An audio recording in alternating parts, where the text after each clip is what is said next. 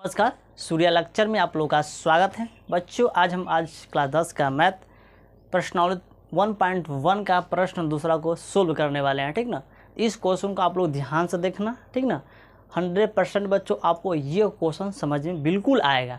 दिया बच्चों क्वेश्चन कि दर्शाइए कि कोई भी धनात्मक विषम पूर्णांक 6q+1 या 6q+3 या 6q+5 के रूप का होता है। कोई विषम पूर्णांक बच्चों जो कोई विषम पूर्णांक है क्या इस रूप का होता है या नहीं होता है, हमको प्रूफ करके बताना है। ठीक ना, चलिए बच्चों हम आपको इस क्वेश्चन को लगाने से पहले हम समझ लेते हैं। ठीक ना, तो बच्चों हम क्या करेंगे, यहाँ से मानेंगे भाजक।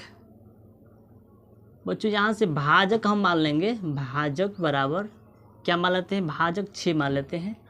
क्या बच्चों भाजक क्या मानेंगे बच्चों, हम भाजक को 6 मान लेते हैं। ठीक ना, भाजक क्या बच्चों 6 है, तो भाजक क्या बोलते हैं, बी से प्रदर्शित करते हैं ना। आर क्या बच्चों हमारा, आर क्या बच्चों हमारा शेषफल है। तो शेषफल क्या होगा बच्चों, शेषफल बच्चों शेषफल क्या होगा, आपको पता है बच्चों कि हमेशा भाजक से शेषफल क्या होता है बच्चों, हमेशा छोटा रहता है। जो शेषफल है ना, शेषफल हमेशा भाजक से क्या बच्चों रहेगा, हमेशा छोटा रहेगा। ठीक ना, समझ रहे हैं ना। तो बच्चों ये लिख देंगे ए बराबर BQ प्लस के आर दिया बच्चों ना। आप देखिए लिखेंगे यहाँ पे प्लस के आर बच्चों है, तो अब लिख देंगे बी है ना, लिखेंगे 6Q प्लस के 1 दिया है, 6Q प्लस के 3 दिया है और 6Q प्लस के 5 दिया है। समझ रहे हैं ना, प्लस के बच्चों 5 दिया है। आपको हम समझाने के लिए सब लिखे हैं। ठीक, तो आपको पता है बच्चों कि हमेशा जो शेषफल है ना, हमेशा भाजक से बच्चों क्या रहता है, छोटा रहता है।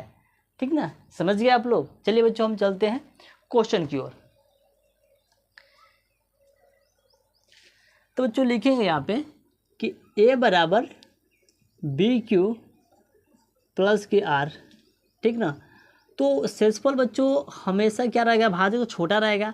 तो शेषफल कौन कौन सा मान हो सकता है, लिखते हैं बच्चों यहाँ पे 1 हो सकता है, 2 हो सकता है, 3 हो सकता है, 4 हो सकता है, 5 हो सकता है, 6 नहीं हो सकता है। क्यों, क्योंकि आपको सामने लिखे हैं बच्चों कि हमेशा जो शेषफल होता है हमेशा भाजक से छोटा रहता है। शेषफल बच्चों 1 मान लेते हैं, इसको 2 मान लेते हैं, इसको 3 मानते हैं, इसको 4 मानते हैं, इसको 5 मान लेते हैं, 6 नहीं मानेंगे। अगर 6 मान लेते हैं तो बराबरी हो जाएगा, लेकिन हमको भाजक से शेषफल को हमेशा छोटा रखना है।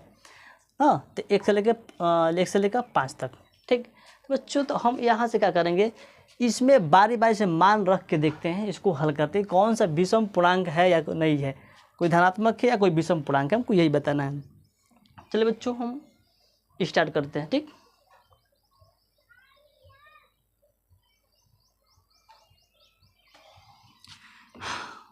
तो 0 भूल गया था बच्चों, यहाँ पे 0 आप लोग लगा लेना। सबसे पहले 0 बराबर आर।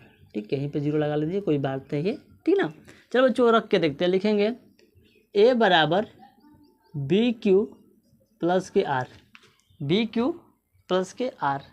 ठीक ना, तो बच्चों हमारा भाजक कितना है, भाजक 6 दिया है, तो लिखेंगे ए बराबर 6BU प्लस के 0 मान रखेंगे 0, तो इसका आंसर क्या आएगा, 6Q आ जाएगा। ठीक, आप रखते हैं दूसरा ए बराबर 6Q प्लस के 1 रख देखते हैं 1। ठीक, बहुत अच्छा, लिखेंगे ए बराबर 6Q प्लस के 2 रख के देखते हैं। ठीक, क्या बच्चों 6Q प्लस 2 को रख कर देखते हैं।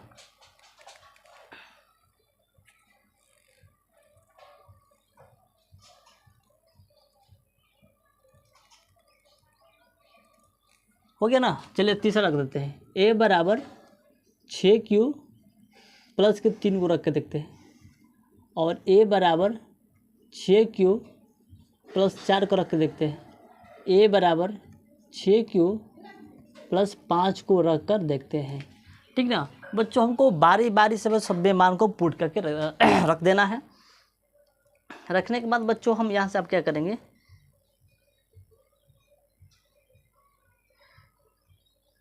बच्चों आपको क्या करना है, इसमें आपको छांटना है कि धनात्मक विषम पूर्णांक इसमें कौन कौन है।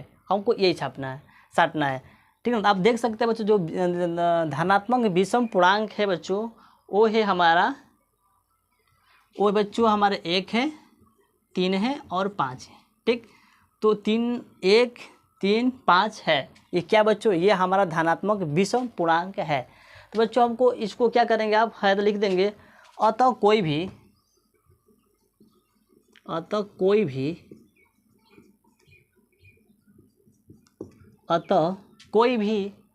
धनात्मक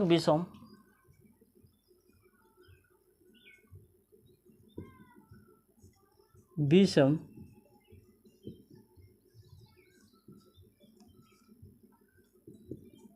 पूर्णांक, अतः कोई भी धनात्मक विषम पूर्णांक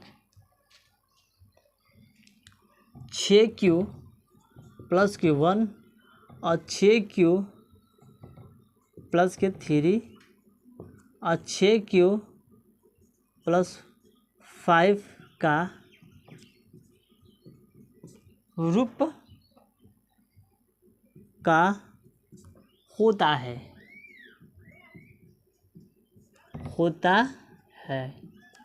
ठीक ना।